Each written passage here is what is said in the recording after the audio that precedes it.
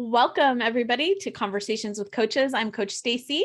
I'm here with Coach Allie, and this whole month we're talking about enjoying the journey. Gymnastics takes so much time, so much effort, so much sacrifice from family and from kids and from you as the coach. It's got to be fun. It's got to be worth it, right? And so much of what happens as we get into this point in the competition season is kids are just so serious. They're so focused on their results, on how they do, that they're miserable for a significant part of their gymnastics time. And so this month, we're really focusing on some of those key mindset areas that tend to leave gymnasts miserable. So, Allie, this week, you want to introduce our topic? Yeah, we are just really discussing how results do not create your feelings. And if you have been following along with us, we kind of teach a little model. And what happens is our results are going to be at the very top. It's a fact. Like if somebody gets a 7.5, it is a fact they get a 7.5. But that 7.5 can't actually make that athlete feel disappointed. The number can't do that. It's really what they're thinking. I'm not good enough at this event. I am not good at gymnastics. I'm never going to be able to get this 36 all around score, or I'm never going to qualify to regionals. Whatever that athlete's goal is, those thoughts are going to be what actually creates the emotion, that feeling that they're having. And we know this is true because not every athlete gets the same feeling, right, from a score. And I like to point this out. It's hard because I get that college scoring is different, right, coaches? But it's the same idea where if somebody gets a 9.5, okay, the 9.5 doesn't change. A club gymnast might be like, oh my gosh, that's the best score ever. And a college gymnast might be like, oh my gosh, I can't believe I got a 9.5 this week. I really need to pull it together. And it's the exact same number, but completely different thoughts about it and therefore different emotions. Like the college athlete's probably getting that disappointed, and the club athlete is probably pretty amped. I mean, I would be. And Yeah. so the whole idea is about these results aren't actually creating your emotions, and there's so much power to that. And Stacey, do you want to talk a little bit about why? Yeah. I mean, when you give all of your power, when your athletes, when your gymnasts are giving all of their power to their result, uh, they can't change the result, right? You can't go back and change what happened. You can't change how you scored. You can't change if that judge was unfair. You can't change if you made a mistake. And so they spend a lot of time feeling pretty miserable about something that they really can't ever change. And in fact, then it usually creates this cycle where then they start. This is what I hear all the time from the gymnasts that I work with when we coach them, is this idea of like, well, I fell at the last meet, so I always fall. And so then it's like, or, I got a bad score, and so I always score bad on beam. And so then they start creating that result for themselves again and again and again because they're thinking like, oh, this is how it is. And so not only are they powerless and a victim because they feel horrible, then they actually use it as evidence to make it mean something else. And so the thought model has the circumstance, which would be the result, the score, the placing, what happened, the facts, and then the thought about it, and then your feeling about it. And when you feel a certain way, you take action from that. And so one of the things that I try to help them see is like, it's important if you're having a negative emotion, if you're feeling disappointed, if you're feeling embarrassed, if you're feeling frustrated, if you're feeling angry, you're like, oh, I'm mad because that judge was unfair, or she scored better than me. We're like, sometimes the same divisions are more like at different age groups at the same level, one age group might be more competitive than another. And so even though one gymnast from your gym scored better, she might not actually place better because than another gym or another gymnast from your gym because they're in different age groups. So like, oh, that's unfair. I didn't place as well. It's important to help your gymnasts, like allow them to feel what they're feeling. And we use a process, we've taught it lots of times. You can see it in other videos of allowing an emotion to be there. It's not a problem to feel embarrassed or disappointed or frustrated or angry. And in fact, when you try to resist it, it just persists and gets stronger and stronger. So we don't want them to resist it. We want them to experience it, to allow it. It's okay to feel that way. But then after that, they don't have to keep feeling that way if they don't want to. And so instead, they could work on changing their thought to something that would feel better. So, Coach Allie, what might some of those be? Yeah, well, I even like to have the athlete kind of brainstorm with you. Okay. So, like, give them some scenarios. Like I said, 7.5 on bars, and Stacy said, I fell on beam. And so, like, give them those scenarios, and then think of a few emotions like, okay, motivated. Okay. After the circumstance of I fell or I got a 7.5 on bars, what can you think that's going to make you feel motivated? And so a lot of times it's like, oh, I'm going to really work on my handstand shapes or hitting my handstands or my positions on bars in order to increase my score next time. Because that is still recognizing, yeah, you got a 7.5. You don't have to be excited about it. But this is a thought that I can have that's going to keep me motivated to work towards that higher score. Or I fell on beam, and think, how can you just accept that? Acceptance of it. Sometimes it's just like, is what it is, right? I'm accepting that, and it helps you be able to move forward. So accepting that is, I fell, but I also finished so strong. I even stuck my dismount. I finished this routine to the best of my abilities, or this was the best I could do that day in that moment. Yeah. And I'm okay with that. And so just helping them, like, give them a list of a few emotions and have them find the thought, like, how can you actually get there?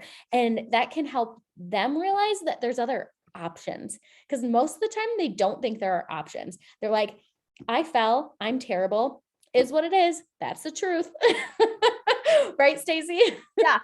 Or I did my very best and I still didn't win, is what it is. I feel terrible. One of the things that I love, one of the things that it comes down to is what gymnasts, what we all want to feel is proud of ourselves.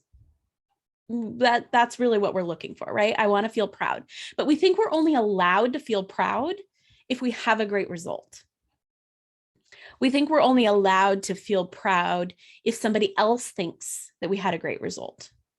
But the reality is that just like every other emotion, proud or worthy, but let's stick with proud for right now, is a feeling that's created by the thought that you're thinking. Proud is never created because they placed a certain way or because of their result. It's always going to be about the thought that they're thinking. So one of the things I like to do is say, okay, so now we've experienced that emotion and we've let it process through. What you really wanted to feel probably was proud, right? They're like, yeah. And I'm like, okay, well, what else can you feel proud about? Maybe you want to be proud about the 10 great things that you did in that same routine that you fell on. Maybe you want to be proud that you got back up and you totally finished strong. Maybe you want to be proud about how you showed up as a teammate. Maybe you want to be proud about the way that you showed up when put everything into the meet. And here's the funniest one to me is that kids always say, but I've worked so hard and now all of that work was for nothing. And I'm like, what does that have to do with it? So can't you still be proud of how you showed up at practice and how you worked so hard, no matter what your result at the meet is? Like, why does the result at the meet get to define you being proud of all the hard work that you've put in? And so I'll talk to them about being proud of the hard work that they've put in. And sometimes just helping them think about the positive emotions that they want to feel, and then, ways that they might still get to feel that, even if the result isn't what they want. And now here's the thing too, guys. sometimes we spend a lot of time on this if they got a negative result that they didn't want, but the same is true from the opposite, right? Like getting a great result isn't what makes them feel proud. Getting a like winning isn't what made them feel happy. And again, as long as we tell them that, then they always think they only get to feel happy. They only get to feel proud when they have that great result. And so the same thing, like we can help them even when they feel great, we can still help them cultivate thoughts about winning that is still helpful to them, no matter what happens. Yeah, I really want to emphasize that, Stacey, because that is one of the main things athletes struggle with when they're done with sports. And so being able to help them understand this tool at a young age is so important. Like, Yeah. if you have not listened to like Michael Phelps talk about his experience after the Olympics, that's like a really cool thing to listen to, because it is the idea where they've attached everything to their results. And now, or girls that get injured, all of a sudden they are like, I don't even know how to feel proud of myself because I'm not doing the things that make me proud. And so then they get, I mean, truly depressed, or like struggle with anxiety or all sorts of different things, because they don't know how to generate those emotions without the results. And Yes. so yeah, it's just as important with the positive as it is with the negative. So helping them understand that their results aren't creating their feeling, whether it's positive or negative. And I just want to end with the reality that the same is true for you as a coach. If your team does really well, if they go out there and kill it, if they totally mess up, none of those results create your feelings either. And so, Allie, I just wanted to have you're currently coaching, just came back from a Mhm. out of state meet this weekend where I'm sure you experienced some of this personally. So just wanted to ask if you would share any closing thoughts on that. Yeah, it's really easy when your athlete hits and when they pop a big score and do all the things that you've been practicing, to feel like you're an amazing coach and to feel like I've done all the right things. I'm so glad I helped them get there and blah, blah, blah. We also tend to like give them a little bit more credit when they do amazing, right? Like that was all them. I just am there. And then when your athlete does struggle, it comes, back onto me of like, what am I doing wrong? What do I need to be doing to make this athlete hit? What, like, in getting that frustration of like, this isn't normally what they do in practice. Why are they not doing what they normally do in practice? And so being able to hit those emotions based on somebody else's results and feel like it's attached to what you're doing can also be an emotional roller coaster. I mean, how many of you end a meet weekend exhausted? And it's not just physically because of what you're doing, it's because of emotionally, you are still experiencing the pressure and the stress and the ups and the downs. And the more that you can work through, I mean, I have these tools and I still do it, right? I have to be able to use these tools to help myself create a steady emotion and make it through meet season, really. Totally. Well, and again, too, like make it through life. Like we can't attach those feelings to there. And so here's the last thing I want to end with. One of the quick objections to this is like, but if you're not feeling bad about not doing well, how are you going to be motivated to do good?